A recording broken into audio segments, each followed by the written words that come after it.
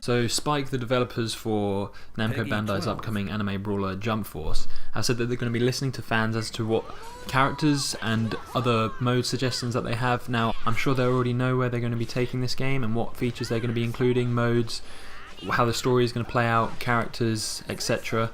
I think they just say this to kind of please the fans. Granted, they may well be listening towards the character roster and some other features, and that may help direct them in terms of different content. But in this video we're going to go through our top 5 things that we'd like to see from Jump Force going forward. Kicking it off with number 5 is spectator mode in tournament lobbies or online lobbies. So we all know what spectator mode is. Some developers under Bandai Namco's publishing label have included this feature, whereas others haven't. So CyberConnect 2's Naruto Generations actually included this feature. However, in all subsequent Naruto games this was removed. Why that was, we don't know. It was a top requested feature going forward. However, the developers kind of skimmed on that. They didn't give a specific reason as to why they didn't include this going forward. However, Arc System Works did include this in the Dragon Ball FighterZ game, so we're hoping that Spike will do the same for this game. I feel as though this is a good feature to include, as it gives you a little grasp of what you're up against when it comes to your turn into the bracket, and it's also entertaining to watch whilst you have nothing else to do. Number 4 of what we would like to see in Jump Force is that the story mode, that it's actually more interactive, because in J-Stars it was a bunch of characters just thrown into the story mode. They didn't really interact with each other. It was just still images, like visual novel style. So there were some interactions in J-Star. So if you pick the right set of characters that would interact with each other, that was just for a few characters. So it would be great if no matter which character you pick, there will be some sort of interaction, that it just shows they are in the same world, they know each other. It would be great if they could fully animate this, fully animate cutscenes and interactions, if there was proper conversations between the characters so that it actually feels like they're all in the world together. And maybe even localizing the voice acting this time, because they didn't do that in J-Stars. I personally I'm happy with Japanese voice acting, but it would be a good option for people who would want this. At number 3 is character rotation.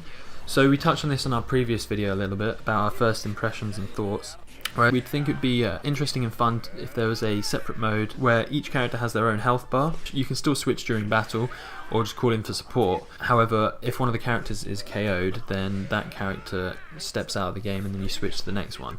So it just work like some other fighters, such as Dragon Ball FighterZ. Each character has their own health bar. I feel like though this would give people a better chance to understand and develop their skills with characters, a bit better understand the move sets, get used to their combos and how they can work as a team, synergy attacks. It also adds extra length to the game time of rounds, as our first impressions were. Granted, it was a demo mode, so they were probably just trying to get queues down. It did feel a bit too easy, like fights were over a bit quick, and so it would be nice to see this as a separate mode for those who want to play this way, for those who like their matches a bit longer. I suppose it would just make it more intense, which then goes on to our next feature.